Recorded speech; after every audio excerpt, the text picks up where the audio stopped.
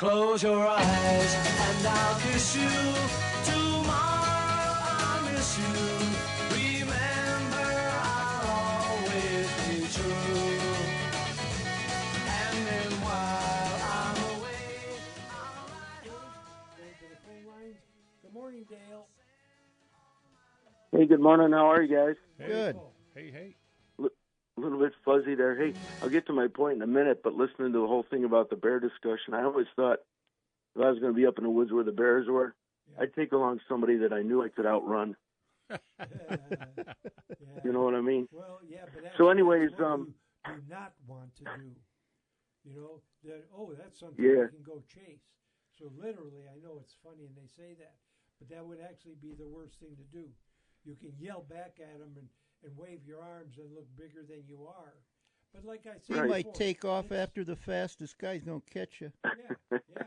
But the thing anyways, is, the reason I called, I was out at my sister's condo with my sister Lori, the cold nose cow. Yeah.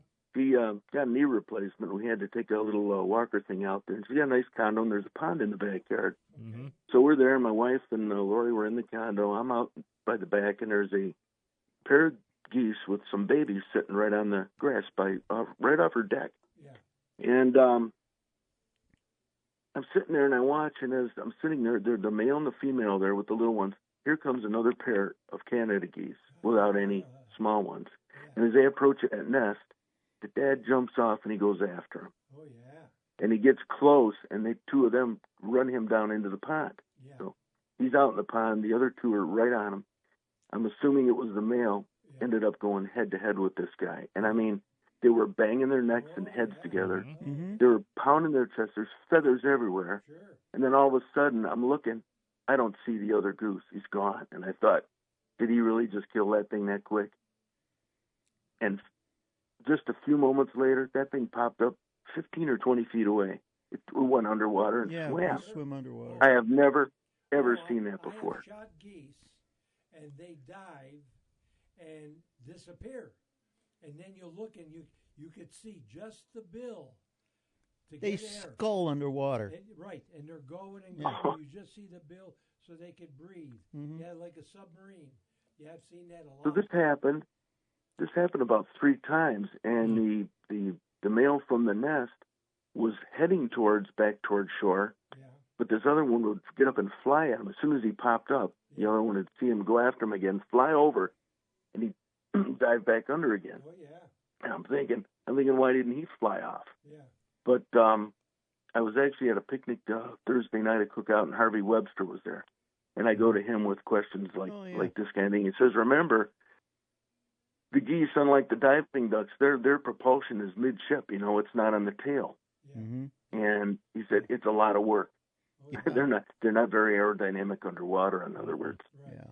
and it happened about 3 times, and they got close enough where it could jump up on the bank, got up on the bank, went back to the nest, where the female just squawked at him the whole time. Yeah. I can only imagine what she was. Oh yeah. They're very, very But that was very weird to see, and I didn't know a goose could go that far underwater. For sure. Ducks are even worse, especially when they're breeding. Yeah. You'll see a female duck, and you'll see 5 males go after her. Yep. They'll drown that female duck. Absolutely. And that female will do the same thing. She'll dive underwater, Pop up and 30 feet she'll away. skull, 30 up to 50 feet away. Their feet, they're real propulsion machines. So. Jeez. The only really amusing thing too was, my sister's a photographer. She's in the counter. My wife was in her. My phone was out in my truck. I would have loved to got this on video, but the aggressor, when one would dive down, you'd see him sitting, looking at the water, like, where'd he go? And then you had to watch for him to pop up. So it was kind of funny. But anyways, good show. Good. Thank you. Thanks, Dale. And we'll talk to you later. Take care. Okay. All right, buddy. Bye-bye. I'll see you, Dale. Yeah, they're very, very protective. We saw a big flock of geese flying this week when I was out. Yeah, I was did something a little different this week, something I have never done on purpose.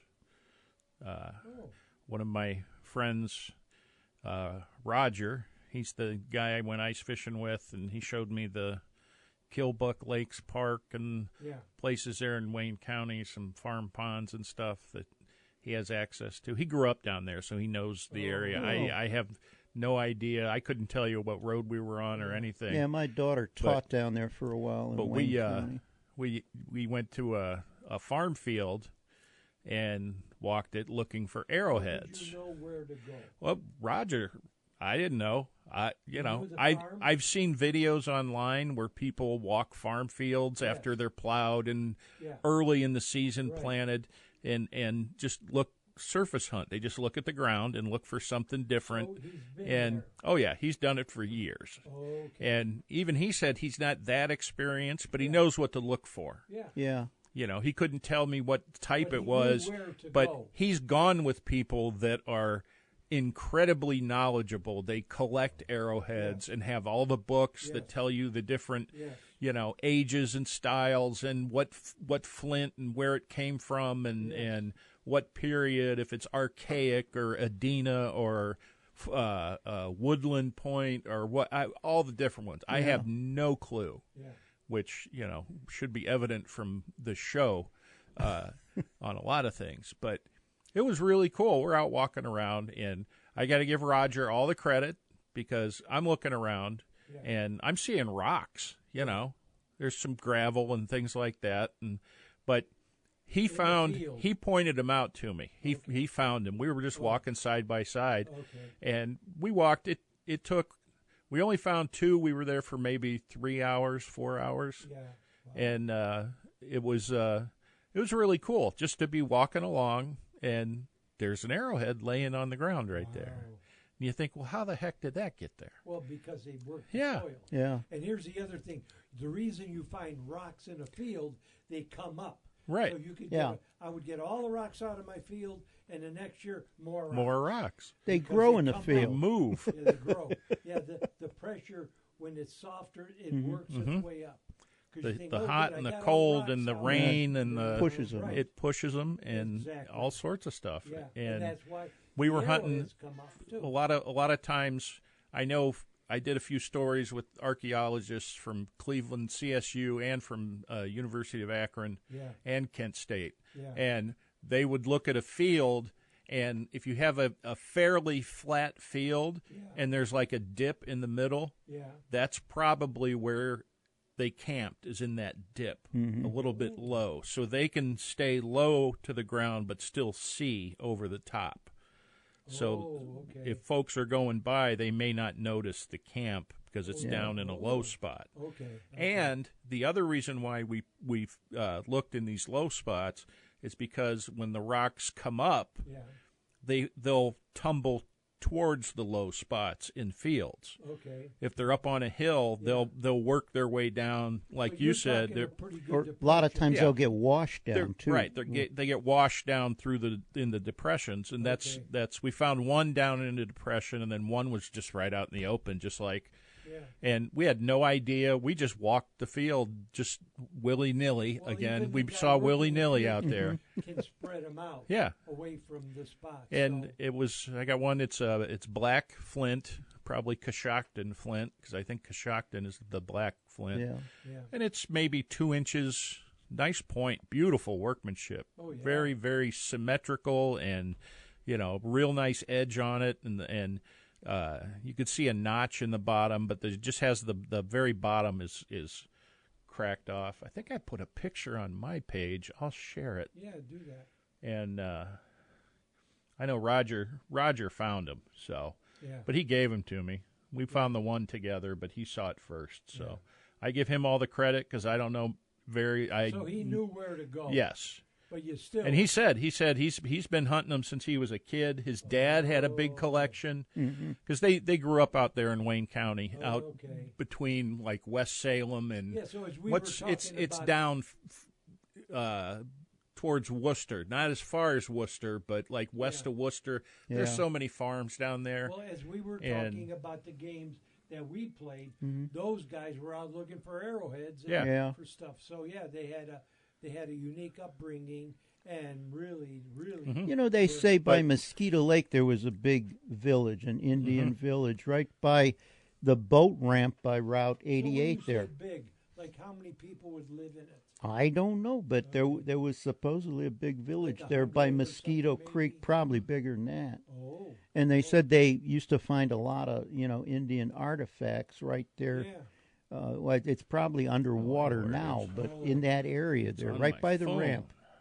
Oh. Yeah, that's interesting. I found one, like I've said before. Yeah, the pink one. I was telling him about it. Yeah. He said pink ones are pretty rare. He's found some pink ones, and he's also found some like the stone that you would pound with, Okay, now is that and like the one you had. is that what that would have been used for? Probably something to pound Yeah, because roots or found that. bones or on my- whatever. Leather. Yeah. Could be something, for yeah. anything. Yeah. Yeah, and it's neat because there's some X's marked in it and some Mhm. lines. I have no idea what. That That pink was- one was a lady's arrowhead. Oh, okay. Oh, yeah, but it's see. really neat to. Gosh, I've got all these fish pictures on here. It's hard to find my yeah, arrowheads. Somebody else that There bought it them, is. yeah. Gee whiz. Yeah, but it's Let me get to the outdoors, and I'm getting there. somebody said that my mic is off. Your mic is off. Some James Brown wrote to me, "Your mic is off," but it's. Is it? Can you hear it? I hear it. I Is don't it hear you. okay? Do you hear my voice? I hear your voice. Okay. I hear your voice. Oh, wow. Yeah. Hopefully everything's okay. Mhm. But yeah, it's neat to find those bits of ancient history. Oh yeah. And And you wonder how you old think? they are, what Yes. tribe, Right. Yeah. probably Was it Shawnee or used? something. And was What it was it used- used for? Right. Yeah. Did it What kill were they something? trying to kill or kill? You know, Yeah. what were they looking for dinner? Was it a rabbit? Was it a deer? Yeah. Or was Was it it a bear? a or bear? something Yeah. big or an elk? I'm sure they had elk here back then elk, too. bear, bison, Yeah. Yeah. cougar. Yeah. Could yeah. Yeah. It's kind of neat. You can really. Or another tribe. Yeah, exactly. Yeah. Yeah. I don't know. You don't know how No. what the dynamic was. There were battles going on all Oh, over. the Indians you know? were always fighting other Indians, just like people nowadays. They're Yeah. always Yeah. fighting other people. You know, Wow. Okay. people well, we got just to can't take. get along. Yeah. Yeah. Right. Got to take a break. And we're gonna get a fishing report on the other side. So we will take this break, and we will return.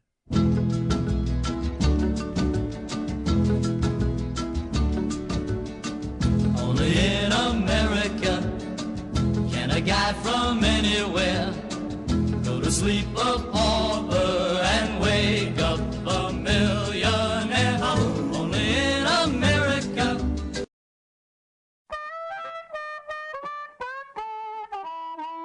If you troll for walleye, steelhead, or even salmon, you need to check out Castaway's Magnetic Divers. The release is magnetic, so if it trips accidentally, no need to retrieve it. Simply give the line slack, it sinks and resets itself automatically. When fishing is slow, trip the diver when trolling. It will come up through the water column and very often trigger a strike because you are now covering different depths. It can be set to go off to the right, left, or straight behind the boat. It comes in 3 sizes and different colors. Why not try one today? You can order them online at castaway.com. That's castaway.com with a K. You will not only improve your fishing success, but will make trolling fun again because of no more retrieving after a false release. That's Castaway's Magnetic Diver at www.castaway.com with a K. Thanks for listening to the Inside the Great Outdoors podcast. If you have any questions, comments, or stories you'd like to share, shoot us an email at jcoulis@castaway.com. That's Castaway with a K. We'll share your comments with our audience on the following week's show. Thanks again for listening to Inside the Great Marine Outdoors. Repair.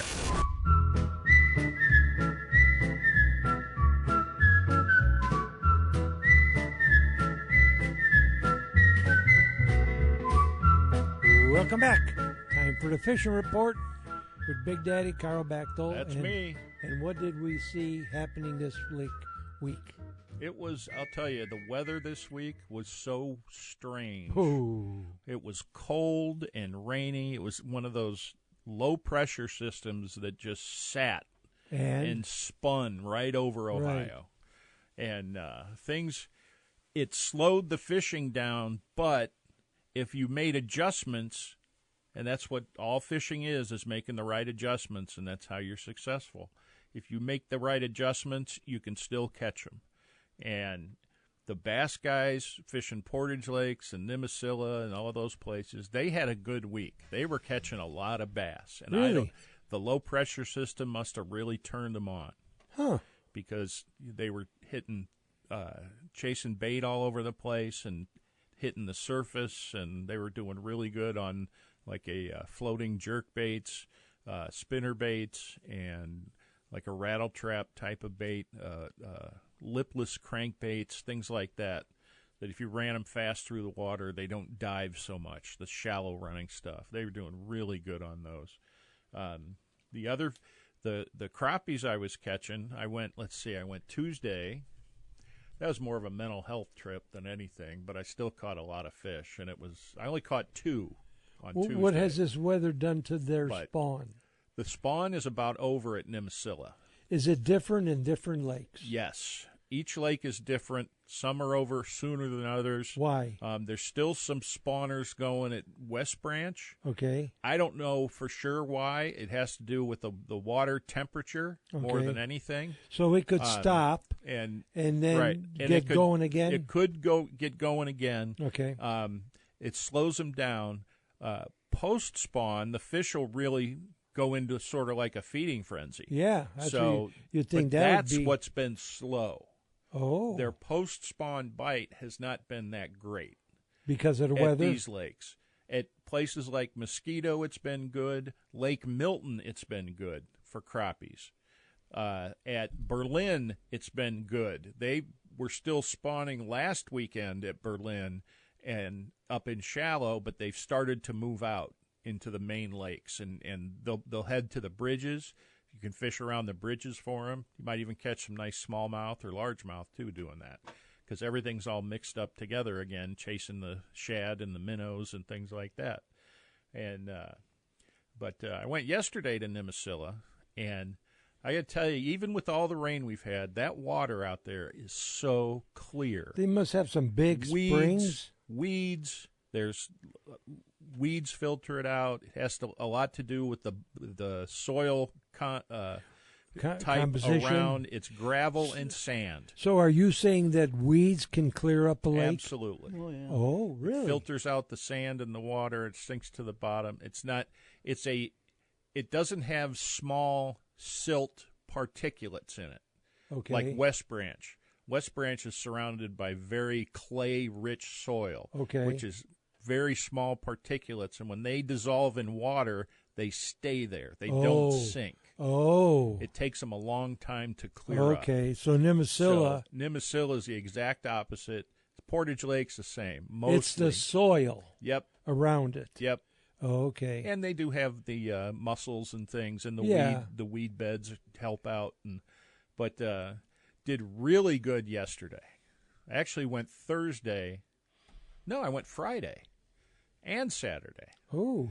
So Friday I was there. Yeah. And just that cold, windy, nasty, 50 degrees and sitting in the misty rain. And, it was so, but I'm catching fish. I caught like 9 really nice crappies. Okay. I only caught 1 crappie that was 9 inches long. The rest were between 10 and 12. Oh, my. And they were hammering those. Okay, those so you minnows. keep talking about figuring it out. Yep. So for a guy that doesn't know where do you start and what do you do to progress, to fix, to check, well, when to I go to the lake, adjust? I look around. And I look for things. I look for the place I fish at Nimisila. It's a pretty deep spot. It gets down to like 10, 12 feet, but there are weed patches all over the place. And the fish sit either next to the weeds or on top of the weeds, so you have to figure out the depth to the weed tops. So that's easy. You can just keep adjusting. Right. I'm when you say figuring it out, is it the depth you're fishing or is it what you're fishing with? all of it. Both. So where do you start with I the start color? with the depth. Okay, start with the depth. Well, first I'd start with just looking at the water and reading the area. Okay. If I'm going to a lake I haven't fished, Right. I'll look for like trees in the water, Okay. flooded Sure. bushes, Sure. things like that, Right. weed beds, things like that. Right. And I'll fish next to the weed beds. Okay. Or up to the tree falls that are in the water. I'll try shallow, and then I'll progressively go deeper. So you don't go deep and go up. You start top and go down. Yes, I Okay. start shallow and go deeper. Okay. And then once I figure out where the fish are, And that can make a difference? absolutely. Okay. If you're fishing too shallow, the fish won't come up from depth to eat your bait unless they're very active. Yeah. And with the weather last week, they So weren't you real got to be active. where they're laying. Yes. Okay. And put it close enough to them to get a reaction. Okay. And it's all a matter of depth. Sometimes they wanted it 3 feet. Sometimes I was fishing 6 feet.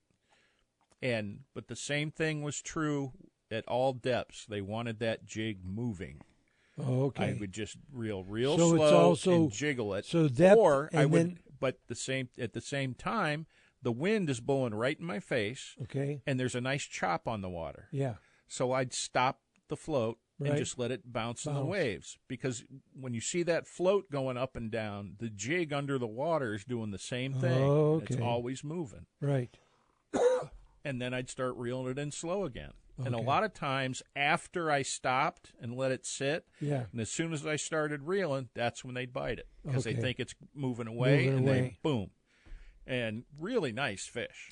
So then, That then waves but give then I'll- it natural action Yeah, too. but doesn't so it? With the then- clear water, I'll think of colors for Right. clear water, a more Okay. natural presentation, which like is the greasy ghost or which is explain. it's motor oil colored on top and pearl on the bottom, Okay. or the pearl white. White's always a good color to get a reaction bite. If you're starting right off, what would you start with I would color wise? get 3 colors. I'd get chartreuse, I'd get white, and I'd get something dark, whether it's a natural, minnow color with black in it, or like a June bug or something like that. Okay. Those are the 3 I would start with. Okay. You'll catch fish with one of those colors. Okay. But Friday they were hitting the greasy ghost, the motor oil and pearl. Yesterday it was gold flake. It was chartreuse gold, really bright, but it was really cloudy, and that just got a reaction. That got the reaction of the fish. I tried the other colors, didn't catch a thing. Everything came on gold, Really? and I had to have the scent on it. Oh. I would always get a bite either the next cast after putting the scent on or the second cast after putting the scent on. Wow. That's And interesting. I would go an hour without catching a fish. And then I'd put more scent on. First cast, boom. Next cast, boom. Wow. They're just patrolling. The fish are patrolling around looking for minnows and shad to eat. And that's what they're doing. So this time of post-spawn. year, springtime, they're moving. They are moving around. Okay. And before it gets really hot, Yeah. I mean, this week with the warm-up is going to really turn on the fish. I really think this is going to be a really good week for fishing. Okay. Inland and on Lake Erie if the wind dies down. Yeah. Beautiful day today. Yeah, though If you look outside, though, it's the blowing. sky, no, it's clear. Yeah, it's clear. You know what the problem is? windy. No, there's a little breeze, not a bad one. It's sort of yellow looking out. That's the smoke from the wildfires over Okay. in Minnesota. That's what Doc said early this morning. that it before looks you so got in. yellow. Yes. That's why the sunsets are going to be brilliant this week. Red. Lots of red, really deep red orange. Yeah. And tonight and tomorrow, there's a geothermal storm on the sun, and Yeah. we could see, if it's clear enough, the northern lights tonight again. Yeah. But So- you know what today is? Hmm. The beginning of the hurricane season. Mm-hmm. Starts it's today. supposed to be bad this year, from Is what it? I understand. It's supposed to be a Wow. The Like sun 9 was really red this morning too. yeah. The sunrise. yep, really red. Right. Yeah. But you'll Yeah. see some beautiful sunsets. It so- actually, those treetops look like they're really blowing around, so it could be windy out there, but we'll see. But that's yesterday that's it was a north wind, and then it would change to the northwest, and then back to the north, and that's why it was so cold. But it was, I layered up. I was toasty warm, but Good. Man, I could not believe I had zero expectations because of that wind. Yeah. So those rocket bobbers cut through that wind like nothing. So to recap, you start with depth first, try the depths, then you go to movement, whatever, and then you go to color change.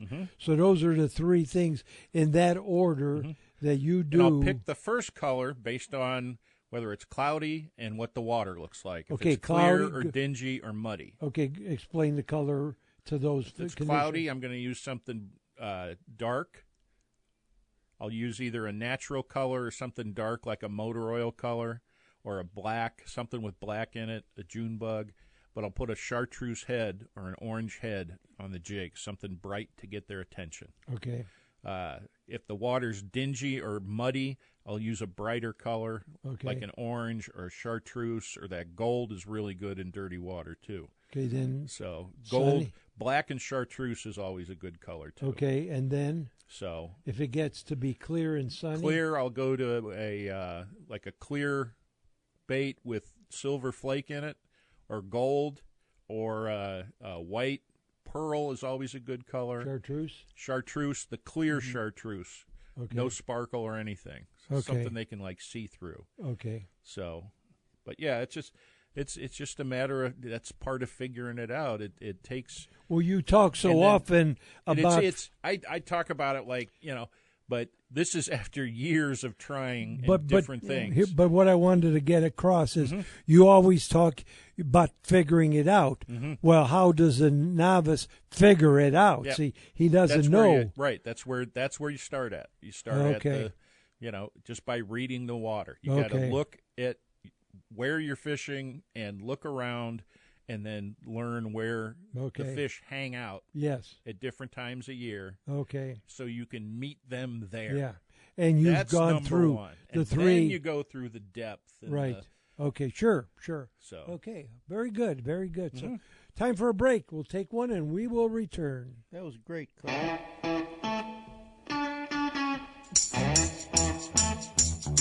I'm going to tell you a story. I'm going to tell you about my town. I'm going to tell you a big fat story, baby. It's all about my town. Yeah, down by the river. Do you enjoy a good story about hunting or fishing? Then you need to get your hands on Tales from the Trails, the real-life adventures of Castaway Coulis. Take a journey around the world with Joe as he recounts some of his best hunting and fishing trips, from Africa to Alaska, from behind the Iron Curtain to Australia. You can share in his memories through the book, complete with pictures to take you on the journey. It's a trip back in time looking through the eyes of an outdoors legend. Order your copy today on Amazon or at castaway.com. That's Castaway with a K.com. Thanks for listening to the Inside the Great Outdoors podcast. If you have any questions, comments, or stories you'd like to share, shoot us an email at jcoulis@castaway.com. That's Castaway with a K. We'll share your comments with our audience on the following week's show. Thanks again for listening to Inside the Great Outdoors.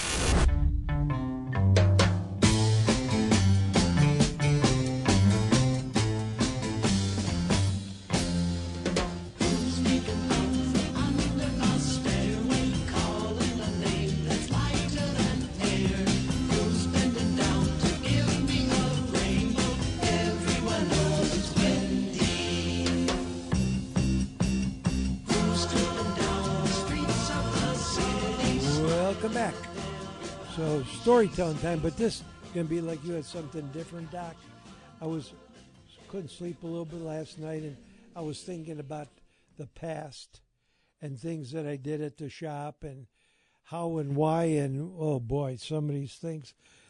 I tried. I didn't get along with the building department because I thought I would do things on the weekend and I could build something in a weekend. and they wouldn't know. One Well, weekend. they want you to buy the permits, and Yeah, yes, exactly. that's how you get their money. Exactly. So I put a roof, a whole roof. Okay, I had this. You could walk out on this roof of the building, and it would have been probably 20 by, say, 60. So I thought, boy, if I put a roof over it, I got another whole big room. Yeah, you build basically a new room on top. Yeah. And all I had to do was build the roof. I don't need a building permit for that. No. So I go and I got all the wood, I figured the span, and they're probably 2 by 10s, I would think. Mm-hmm. So I started Saturday morning, had another guy helping me, boom, boom, going to town, and I get down to the end and I'm 2 beams short. Well, I just spliced them, put the roof on. Problem is, I had to make it flat so I could walk underneath it. So I eventually, when they saw that, they had a fit. They let it. I didn't have to tear. I knew they wouldn't make me tear the roof off, so I had to do a better splice of it. And I got it done. So now I got another whole big room. Mm-hmm. So then the other time, now I can't remember. I tried to think if there's somebody. Boy, if we'd had phones then, I had a shop on that would have been 250 comes off right to go into Marblehead, Mm-hmm. Yeah. and then up it was 269, Right. and then you went to Anchors Away. Okay, so there was a spot. I had it was like I don't know what kind of a building, but there was a guy there. He sold bait, but it was like a hodgepodge. I don't know what it was. Anyways, he took in fish for me for taxidermy. So next to that, Bomba, what a Fish chart. cleaning, yeah. Yes. Yeah. So he had this Bomba's fish cleaning. Well, he had another building next to it. I'm hoping you might know something. So I did some kind of a deal. I can't remember. I couldn't have been paying much for rent. He might have even let me have it for free. I can't. I don't know. But I put a bunch of mounts in there to sell, and I put a guy in there to take in work. And I think he went up Saturday morning, stayed in the building, because back then it was only Saturday and Sunday. Right. Nothing during the week. Saturday went, and that didn't get busy till after lunch. And then Sunday, and then after they would come in from fishing. Mm-hmm. So I paid a guy to be there all summer. And I'm going to have to talk to him to see what were the details. Anyway, I remember building a sign. Now, when you go to the fair and have these humongous signs on top of their trailers, they had to be 4 by 8 sheets. There had to be it had to be 20 feet long and 8 foot tall. And we put that up on top of the building. Well, at the end of that, it didn't work out well, and now would be different. But back then, I'd love to be able to get a picture of it. So I take the sign down and take it to the studio, and I thought, I'm going to put that sign on top of my building in downtown Bedford. That was smart. So on a weekend, here's this sign, 20 foot long and 8 foot tall, which is almost double the height of the building. And I put this sign up, and I wonder why Monday morning. Well, next door was the Historical Society. Mm-hmm. They didn't like me anyway. They'd like you now. You're an exhibit. Oh, no. Yeah, it changed through time. So anyway, they're screaming, and I'm thinking, why are you screaming? Like, I can imagine what that looked like. It would look like a fair, 20 by 8 foot. I'd love to see a picture of that. I'd love to see a picture of Bomba fishing. Is that still there? Yeah. Is it? Yeah. Mm-hmm. The buildings are. What about the is there. second building? I think they have a new one up there. It's a smaller one. Oh. But it's Boy, they if still do fish somebody cleaning around up there. somebody would have a picture of that, Oh, I would love to see it. Because we didn't have camera. I mean, you took pictures of fish and stuff, but you like now with phones, we'd had a million pictures. I'd love to see what did that look like. But how did I think that the city would let me keep that billboard up? It was a billboard on top of my building, and the building was only maybe 10 foot high, so this was almost double the size of it. Oh, I had to take it down. But how did I think? What was my thinking? I don't know. It wasn't. No. Some things never change. Yeah. Oh. That's okay. Yeah. But boy, if anybody would ever have a picture of that. That'd be neat. Oh, wouldn't that though? Mm-hmm. Oh, but I thought about that. I think, what was your thinking that you thought that was okay? Well, remember, you took a big net with your buddy and went to scoop up ducks in the to go try to lagoon catch by the ducks at Cleveland night Museum of Art. at the art museum in the middle of winter after dark. Oh my God! Oh, or laying down when the power company turned off the power when I was filming my DVDs. And you're lucky you're not a convicted felon, you know. Oh, and I laid down in front of the CEI truck and wouldn't let them leave. If they turned off that power, then the cops came, you got to get up. Oh, the thinking. Although, I'll tell you what, the good side of that is I tried any and everything, promotion-wise. So, you know, and I was always... Well, you had to. You had to. I was always, what's the word, Carl? You would go to the media and give them, they need stuff. Right.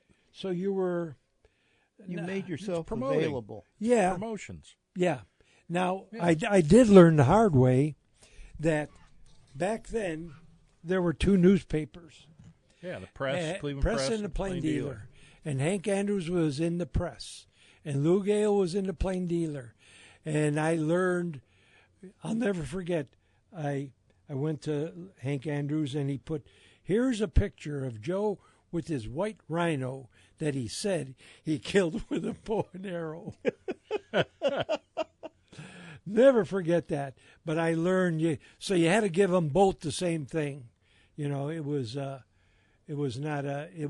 They were competitive. Oh, very, very. And who did you give what? You know, but Lou Gale's the guy that wrote the big article that gave me the name Castaway. And when I got it, I hated it. And when somebody would call me Castaway, I thought, oh, that sounds so dumb.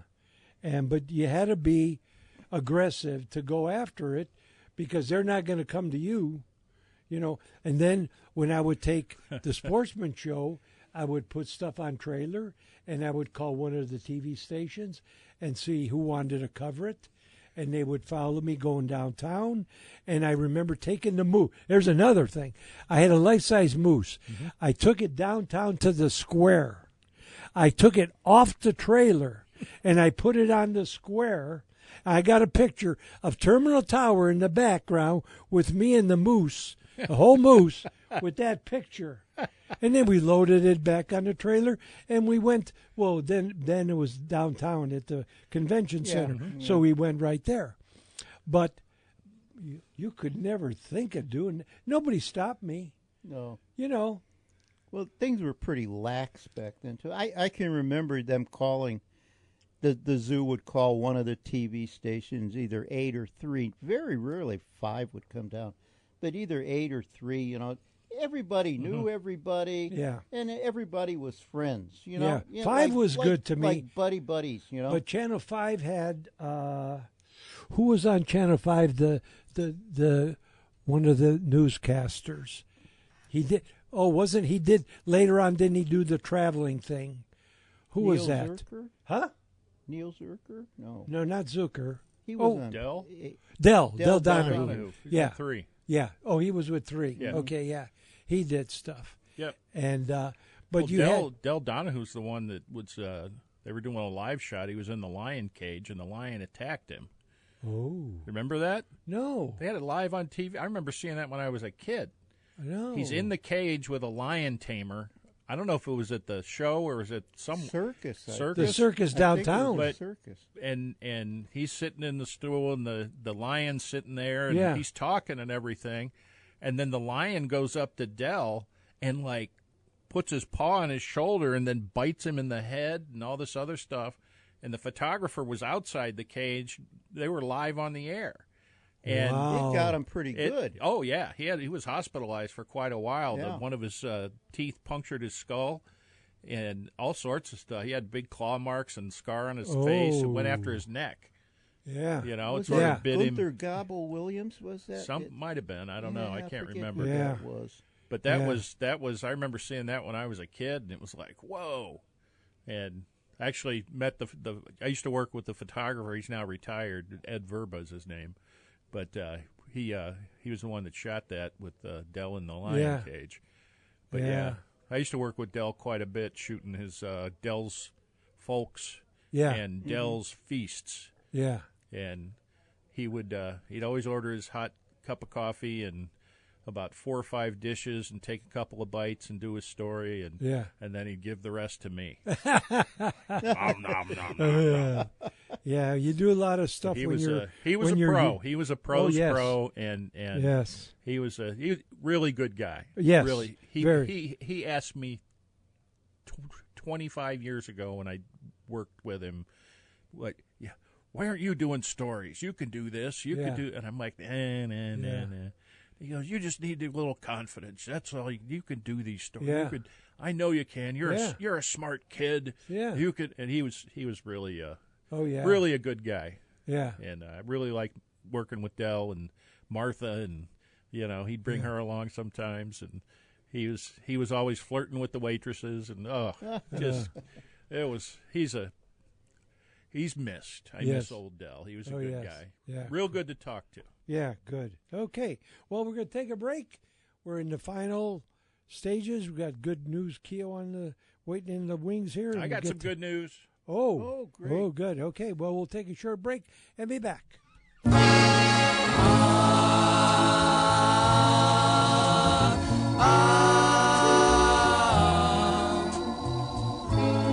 Kiss me each morning for a million years.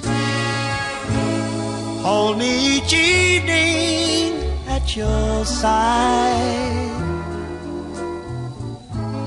Tell me you love me for You a ready to million. catch the big one? Introducing Kodiak Fish Attractant Catfish Bombs, your ultimate secret weapon for a successful fishing trip. Designed with fishermen in mind, Kodiak Catfish Bombs release an irresistible scent that draws catfish in from miles away. Just toss it in, wait a bit, and watch the action unfold. Whether you're a seasoned pro or just starting out, these bombs are hot stuff. Perfect for the weekend angler or those late-night catfish excursions. Watch your catch rate explode with Kodiak Fish Attractant Catfish Bombs. Available online at castaway.com. That's castaway with a K.com.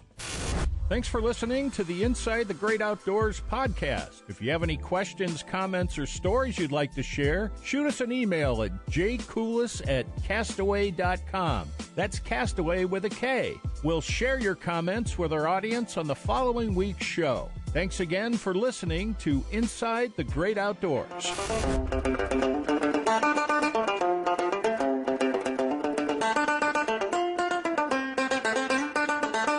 Welcome back. Time for good news with Good News Keo. How's it going there, Joe? Going fine. Hey, we can put a fork in this year's spring turkey season. Oh, yeah.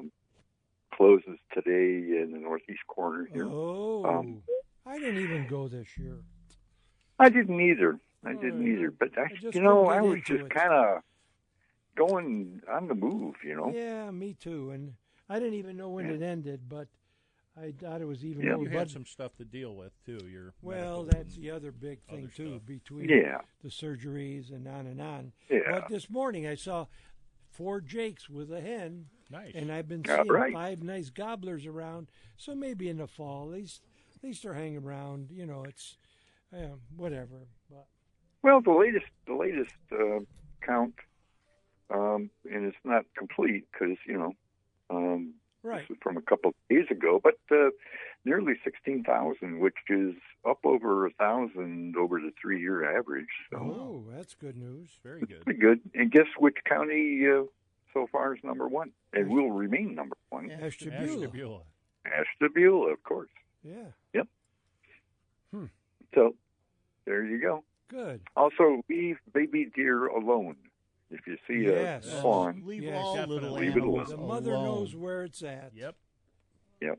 In fact, we when we were in the Poconos last week, there was one. I'll put a picture. It's pretty cute, but it was right by the side of a dirt road, just laying down, looking around, waiting for mom to come back. So Sure.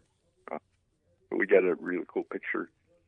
Speaking of Pennsylvania, that's also what I'd like to talk about, the black bears in Pennsylvania. I did a bit of trout fishing and saw some pretty good-sized bear tracks. We were in Carbon County, Yeah. which is Albrightsville, Jim Thorpe, that area.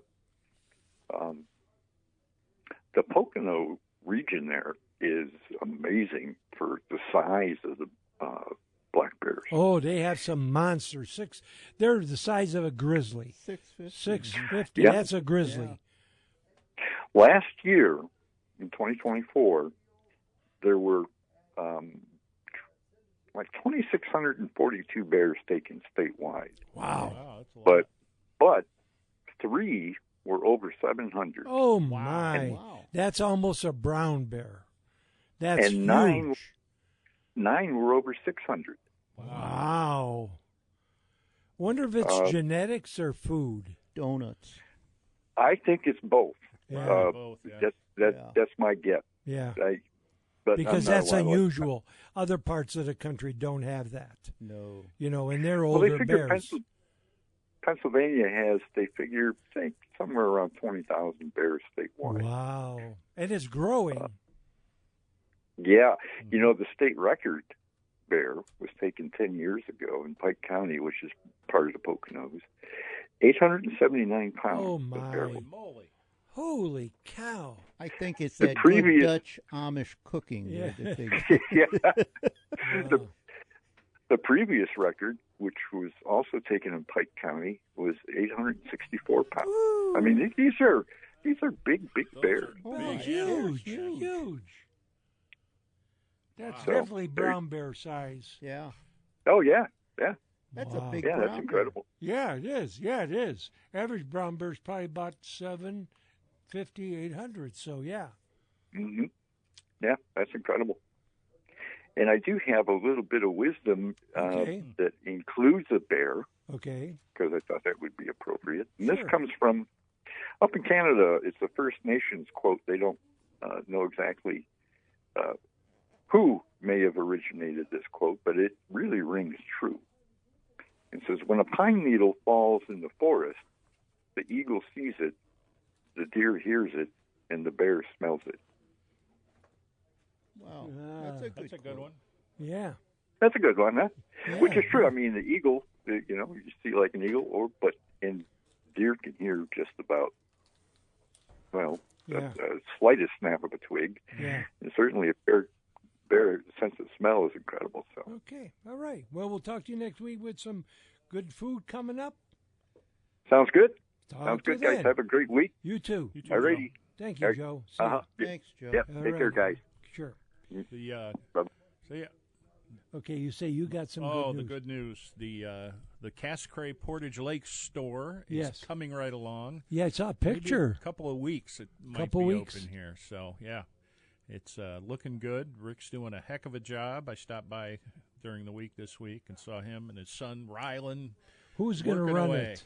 I don't know yet. You don't know? Maybe me Yeah. for a while. Yeah. I may work there for Could you do some that mornings. and it's a way still to do? make up my losses in the stock market and retirement pension. So and you stuff, could so. you could do it in the morning and then Yeah. still go to work. Mhm. Oh, So I still need Okay. to talk to Rick about it and see what happens. but- yeah. So if I need to meet with him, where would I? He's still at the main place, right? Yeah. Yeah. Go out to lunch. Huh? Go out to lunch. Go get a pizza. Yeah. Go get a bunch of hot chicken wings. You'll love those. Don't Oh you? yeah. Oh boy. No, we gotta plan the grilling session because Yes.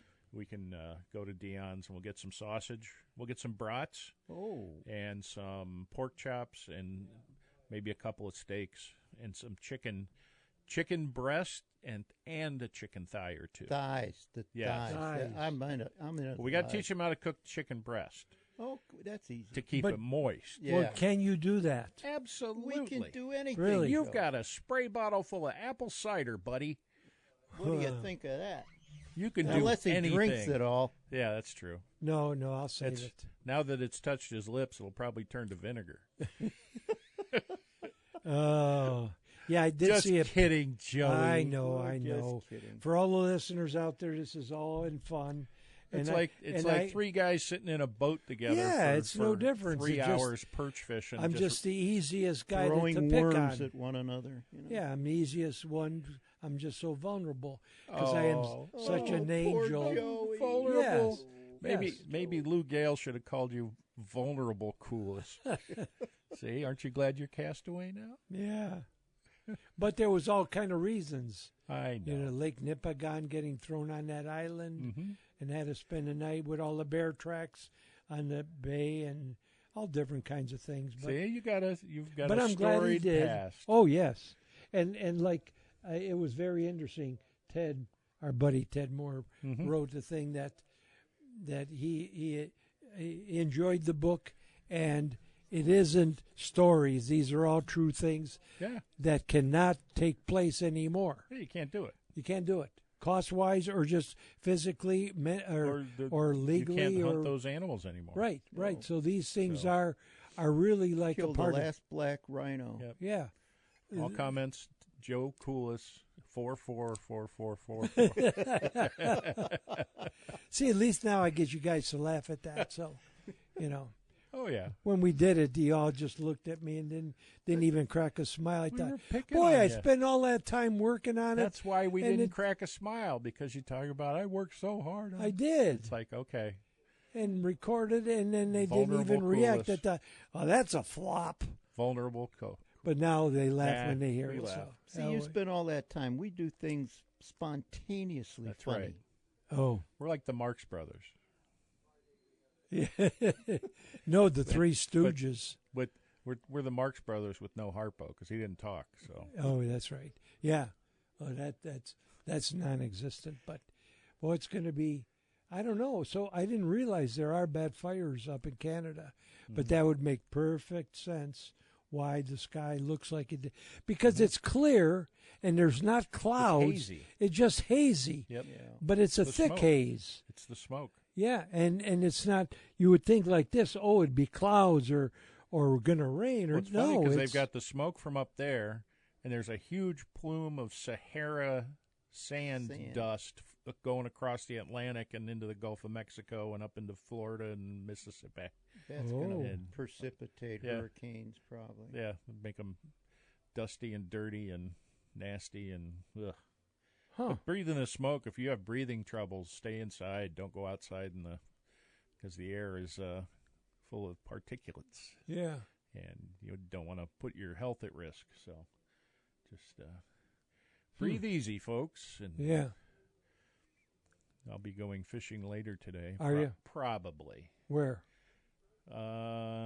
Haven't decided yet. I got to check the wind direction. That's how I choose. Oh, okay. I would say Yep. northwest from what it looks like Yeah. here, but I'm not sure. It's depends what lake. I may go to Portage Lakes. There's a Yeah. couple of spots I want to try. I am lost. Is it time to do the close? Nope. It's You got You to still it's gotta- another You four. got maybe about 2 minutes. You 40 got about 40 30 seconds Okay. till you start. Yeah. Okay. I don't want to be too early or That's too. I right. don't want to be late. That's the main You thing. You'll got say- to get a battery for that clock. Yeah, that other clock is dead. So, but yeah. So if you go today, where are you going to go fishing? In the water. No, I don't know. I might go to Berlin. I might go Oh. to Portage Lakes, or I Oh. might just go to Nimisila again. You love Nimisila. Oh yeah, Is it close? Is that why? yeah. It's 20 minutes away. And Okay. Easy access, and there's a lot of shore access. So Okay. Now you got a minute to go. Now we got it. Do okay. your spiel. There we can go. So get out there and make some memories. Hopefully it maybe won't be sunny, but you could still enjoy the thing. My buddy Andy Osevar, that I see in church, I saw him yesterday, and he's hanging in there. He's so nice to visit with. So nice. He's 90-some year, almost 100. He's getting up there. He appreciates life, and he's so nice to talk to. So you got to make a phone call to somebody you haven't talked to in a while. Win-win. They'll say, boy, how have you been?